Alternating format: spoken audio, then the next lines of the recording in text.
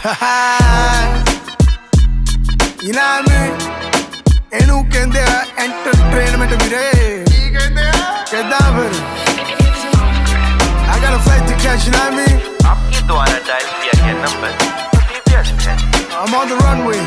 Hold the door for me for a second. Ladies and gentlemen, this is the captain speaking. It's like first class ticket ਮੁੰਡਾ ਹੁੰਦਾ ਆ sky ਮੈਂ ਉਹਨਾਂ ਵਿੱਚੋਂ ਹੈ ਨਹੀਂ ਜਿਹੜੇ ਭੱਜ ਕੇ ਦੁਬਈ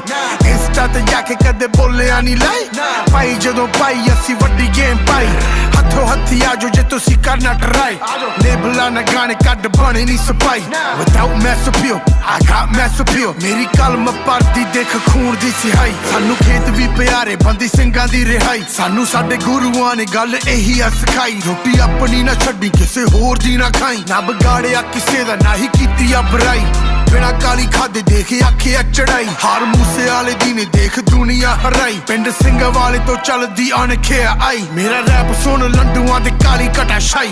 ਅਸੀਂ ਜੋ ਚਲਾਈ ਜਿਵੇਂ ਚੱਲ ਗਈ ਸੀ ਰੀਤ built different ਜਿਵੇਂ ਸਿੱਧੂ ਵਾਲਾ ਗੀਤ ਨਵੇਂ ਨਵੇਂ ਸ਼ੂ ਕਦੇ ਦੇਖੀ ਨਹੀਂ ਡਿਫੀਟ ਜਿਹੜੇ ਫੇਮ ਦੇ ਸੀ ਭੁੱਖੇ ਮੈਂ ਨਾ tell them go to sleep ਸਾਰੀ ਇਹ ਕਹਾਣੀ ਦਾ ਮੈਂ ਕੱਢਿਆ ਅਹਿਸਾਰ ਸਹੀ ਗਲਤ ਨਾ ਜਾਣੇ ਸਾਲੀ ਦੁਨੀਆ ਬੇਕਾਰ ਕਹਿਣੀਆਂ ਜੋ ਗੱਲਾਂ ਹਜੇ ਮੇਰੇ ਕੋ ਹਜ਼ਾਰ ਪਰ ਇੱਕੋ ਗੱਲ ਆਖੂੰਗਾ ਮੈਂ ਉਹ ਵੀ ਵਾਰ-ਵਾਰ ਸਿਰ ਸਾਡੇ ਯਾਰੀਆਂ ਦਾ ਪਾਰ ਸੁਣ ਲੈ ਤੂੰ ਸਿਰ ਸਾਡੇ ਯਾਰੀਆਂ ਦਾ ਪਾਰ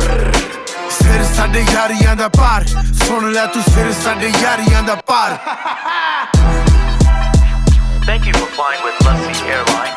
You have now landed safely in Dubai. Yeah, ਜੇ ਤੈਨੂੰ ਪਹਿਲੋਂ ਨਹੀਂ ਸੀ ਪਤਾ ਹੁਣ ਤਾਂ ਪਤਾ ਹੀ ਆ